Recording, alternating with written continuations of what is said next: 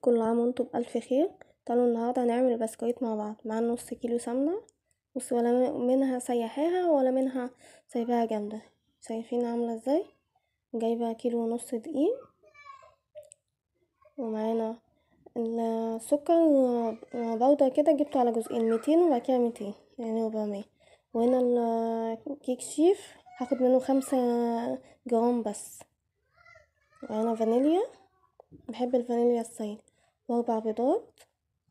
ومعانا لبن هاخد منه 200 ملي بس، والنشادر بتاعتنا عشان هنعمله بالنشادر. وكده تعالوا شوفوا معايا اهو، حطيت 200 جرام سكر وبحط 200 كمان، يبقى 400 جرام سكر ونص سمنة اهو. قلبته مع بعض كويس جدا زي ما انتوا شايفين اهو. بعد كده هنحط البيض، هنحط 4 بيضات اهو، 3 هم، واحدة في الجنب اهي. همزج احط الاول فانيليا، احط زي معلقة حلوة يعني. بعد كده همزجه مع بعض كويس جدا، وحطيت رشة ملح حاجة بسيطة اهو، مزجته. بعد كده هحط اللبن 200 ملي اهو، حطيت اهو 200 ملي. بعد كده همزجه مع بعض كويس جدا.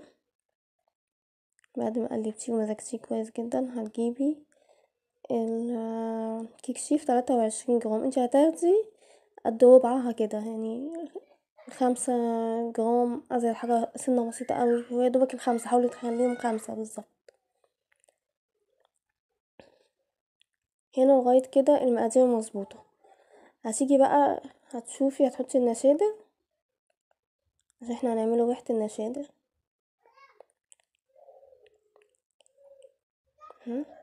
وهمزجه كويس جدا. وبعد كده بقى انت هتشوفي هتعمليه بالمكنة العادية بتاعتنا ولا هتعمليه بقمع الحلواني. فعن نفسي هعمله بالمكنة، فعشان كده هحط كيلو ونص دقيق. لو هعمله بقمع الحلواني هحط 750 جرام بس ايه دقيق. فده اللي هيفرق معاكي في كمية الدقيق، اذا كنتي هتعمليه في القمع ولا هتعمليه بالمكنة.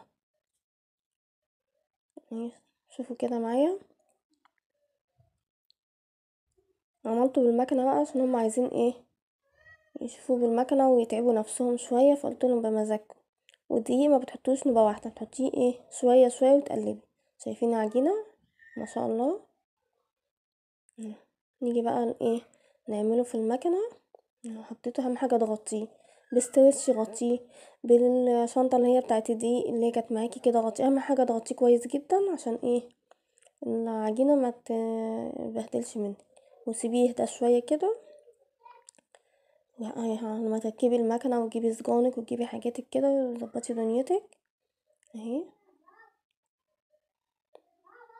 هلفه كده عشان اخد من الحتة اللي سايباها عشان هاخد منها اهي.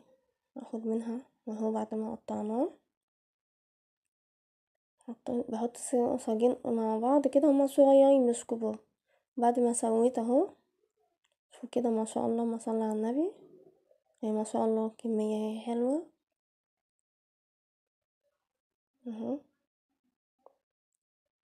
انتي لو عايزة تعملي بأي طعم تاني بدل النشادر، حطي بقى كاكاو، حطي الحاجة اللي بتعمليها. كل سنة وانتم طيبين.